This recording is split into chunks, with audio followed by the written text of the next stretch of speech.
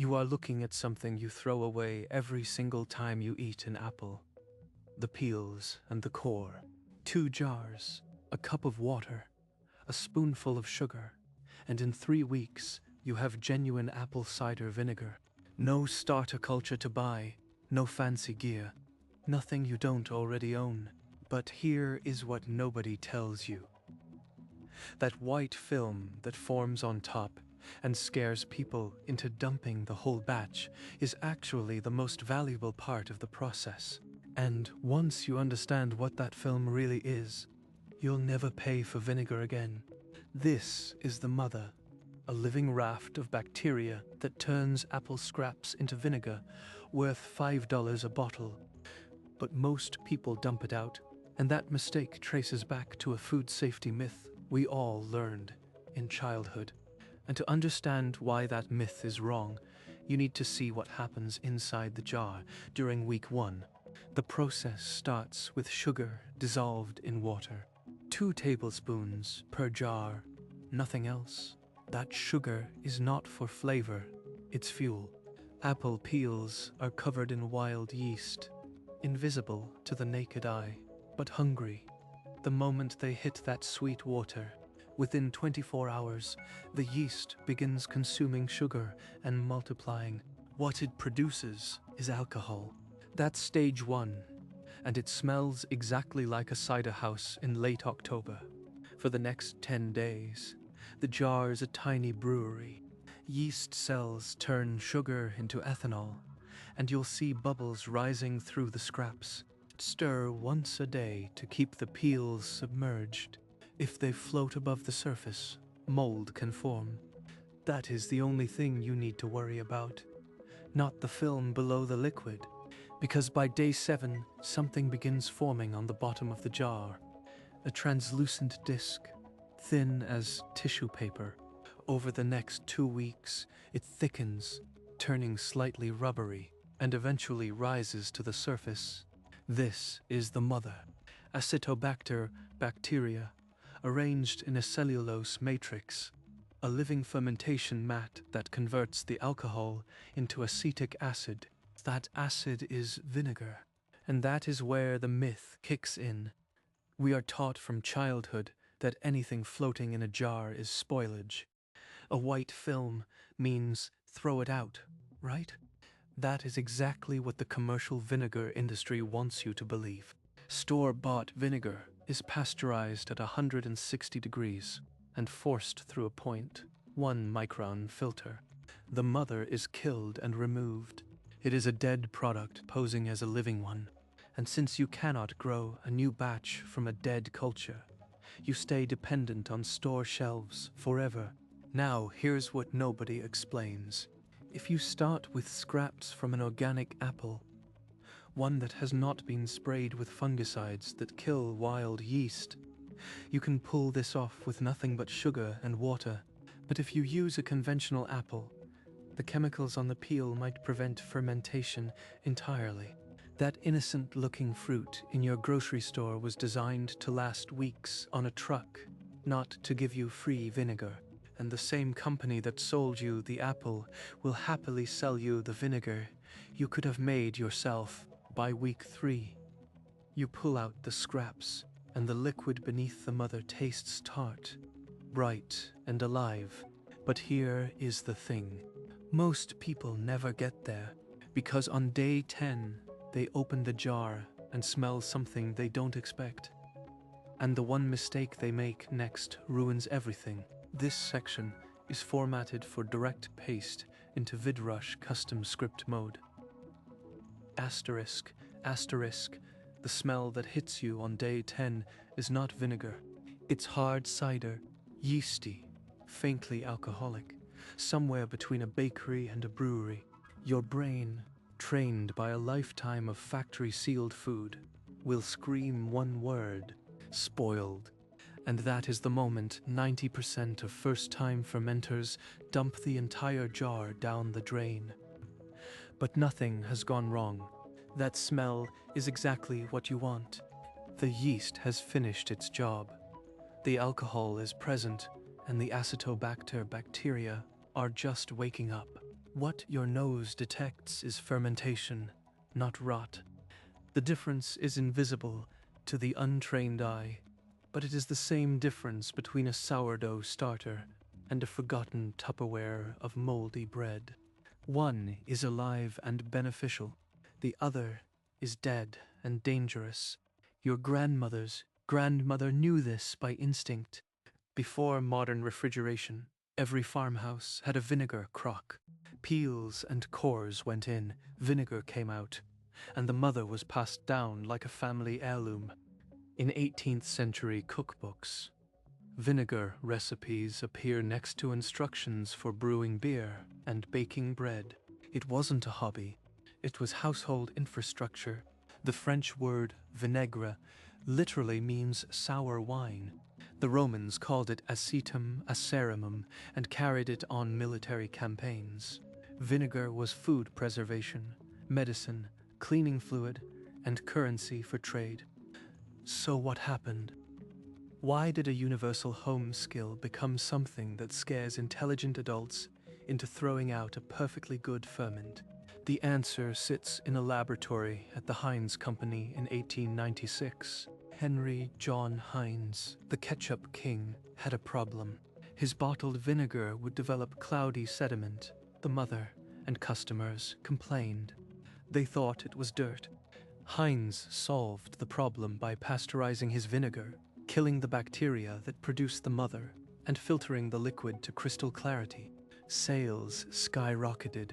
A clear, dead product outsold a cloudy, living one because consumers equated clarity with purity. The rest of the industry followed. By 1920, nearly every bottle of vinegar in America was a sterile ghost of its former self. And here is the quiet consequence. A pasteurized vinegar cannot reproduce itself. You cannot pour a splash of Heinz into a jar of scraps and grow a new batch because there is nothing alive in it. The mother is gone. So every time you buy a bottle of white vinegar or apple cider vinegar for cleaning or cooking, you are paying $2 to $5 for something that costs less than 10 cents to produce. And the only reason you cannot make it yourself is that the industry killed the starter culture. You need to begin, unless you start from scratch with wild yeast, which is exactly what those apple peels provide. The mother that forms on your jar is not contamination. It is the most valuable asset in your kitchen. A single mother can ferment batch after batch for decades. You can split it like a sourdough starter, give pieces to friends, and start new jars from 1 tablespoon of liquid and a chunk of the cellulose raft. I have a mother in my pantry right now that is 4 years old, descended from a jar of scraps. I started in a rental apartment with a stove from 1983. It has produced gallons of vinegar. Total cost, $0 beyond the initial sugar. But there is one thing that can go wrong in this process, and it has nothing to do with the mother. It has to do with pressure, because if you seal that jar too early, while the yeast is still producing carbon dioxide, the glass will not hold, and when it fails, your pantry becomes a crime scene that smells like a frat house basement. This section is formatted for direct paste into VidRush custom script mode, ***. The fix is so simple that I almost didn't mention it. Use a cloth, not a lid, a square of cheesecloth, or a paper towel, secured with a rubber band. Lets carbon dioxide escape while keeping fruit flies out. That is it. One piece of fabric separates you from a pantry explosion and a lifelong vinegar supply. But that lid, that instinct to seal everything airtight, is where the real story begins. Because it's not just a rookie mistake. It's a symptom of something deeper. We have been trained to treat food as a sealed, sterile, dead product. And the moment we see something alive, bubbling, breathing, growing, we panic. And that panic is expensive. Let me give you a number. A 16-ounce bottle of raw, unfiltered apple cider vinegar with the mother sells for $6 to $8 at a health food store. The kind that sits on a shelf next to kombucha and promises probiotics and enzymes. What is actually in that bottle? Water, acetic acid, trace minerals, and a blob of cellulose that the manufacturer left in to justify the price tag. That blob, the mother, costs nothing to grow. It is a byproduct of fermentation that any 12-year-old can cultivate in a mason jar on a kitchen counter. The difference between that $8 bottle and the gallon of pasteurized store-brand vinegar selling for $3 is exactly one thing. The mother is alive, and you are paying a $5 premium for something that replicates itself for free. But here is where it gets even bigger: the health benefits that people pay for. The reason raw vinegar commands that premium are not fully present in a 3-week batch. Acetic acid levels in young vinegar are mild. The complex organic acids, the polyphenols from the apple skins, the full spectrum of probiotic bacteria, these develop over time. The mother continues metabolizing alcohol into acetic acid for months. A batch left to mature for 8 weeks develops a depth and potency that the 3-week version simply doesn't have. And store-bought raw vinegar is aged too, but on an industrial timeline that focuses on speed and consistency, not maximum nutrient development. You can out-age the commercial product in your own pantry, because you are not shipping it across the country in a truck. This is the part that the vinegar industry never advertises. They want you to believe that fermentation is complicated, that home vinegar is unsafe, that only a factory with stainless steel tanks and quality control labs can produce something you should consume. But let's look at what the science actually says. A 2023 study in the Journal of Food Science and Technology analyzed home-fermented fruit vinegars and found that wild fermentation produced a more diverse bacterial profile than industrial single-strain inoculation.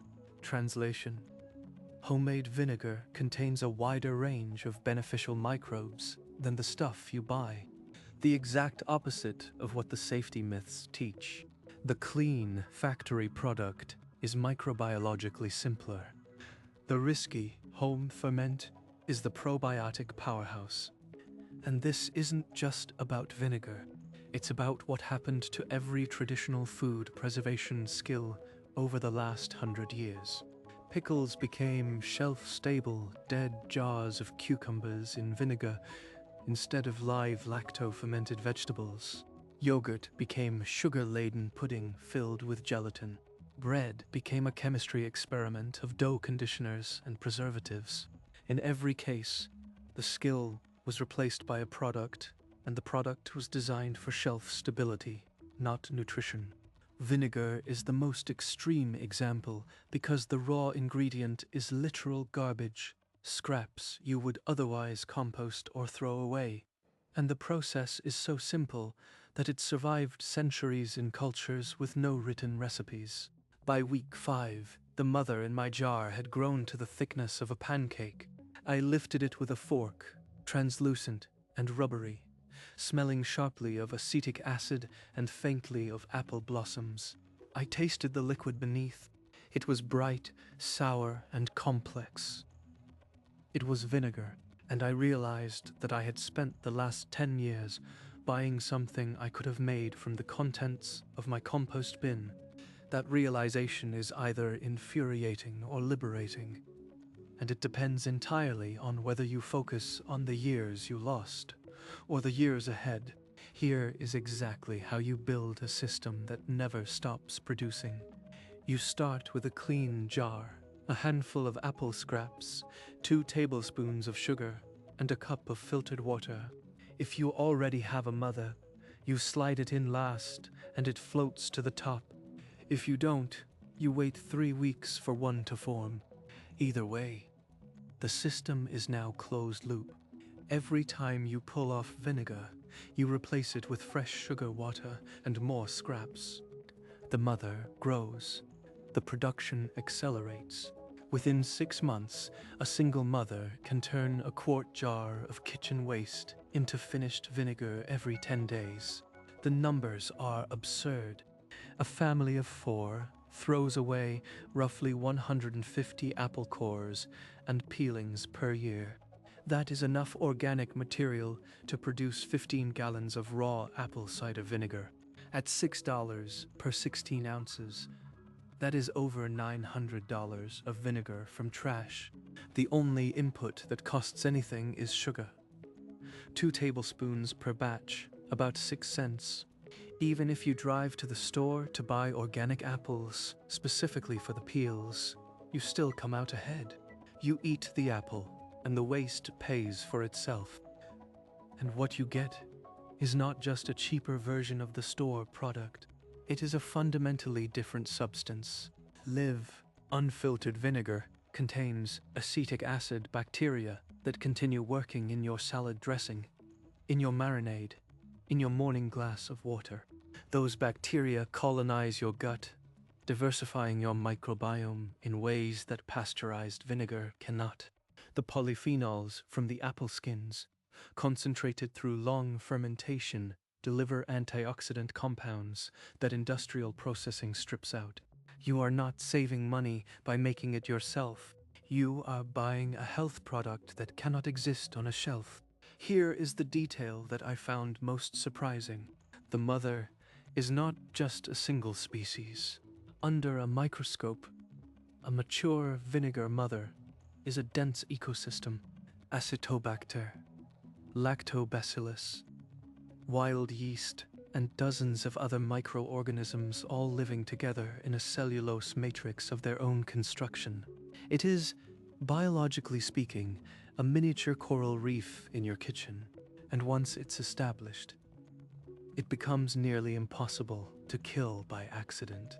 I have neglected mothers for 6 months, left them in a dark cupboard without fresh sugar, and they simply go dormant. Add apple scraps and water, and within 72 hours, bubbles return.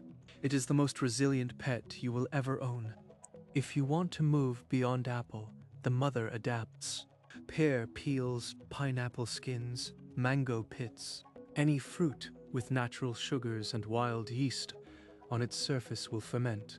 The flavor changes. The acid profile shifts, but the process is identical. In the Caribbean, families have maintained pineapple vinegar mothers for generations. In Korea, persimmon vinegar mothers sit on windowsills and produce a dark, syrupy vinegar used in traditional medicine. The apple scrap method I am showing you is just one branch of a global fermentation tree that has been growing for 8,000 years. The only thing that can stop a vinegar mother is heat above 140 degrees, the temperature at which acetic acid bacteria die. And that number is not an accident. It is the exact pasteurization threshold that the commercial food industry chose to stabilize their product. Every bottle of raw vinegar you buy has never been heated above 118 degrees. Every bottle of dead vinegar you buy has been heated well past the kill zone. That decision, heat or no heat, is the entire difference between a living food and a dead condiment. And it is a decision you get to make every morning. Pour your homemade vinegar over greens, and the bacteria survive, arrive in your gut, and go to work. Pour store vinegar, and nothing happens.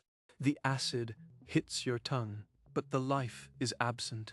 I am going to show you exactly how to make this a permanent fixture in your kitchen, something you never have to think about again.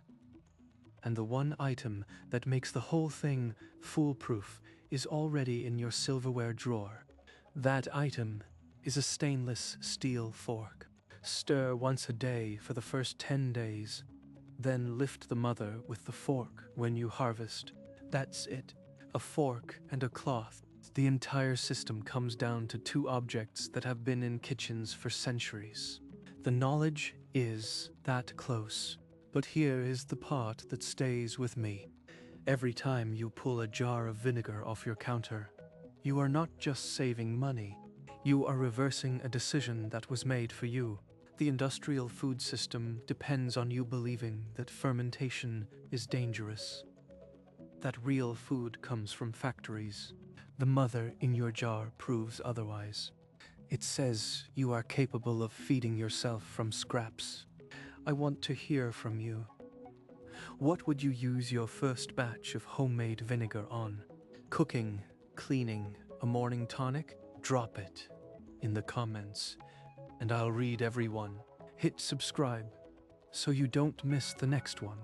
And if this kind of practical forgotten skill makes sense to you, there is a special offer for you through the link in the first pinned comment.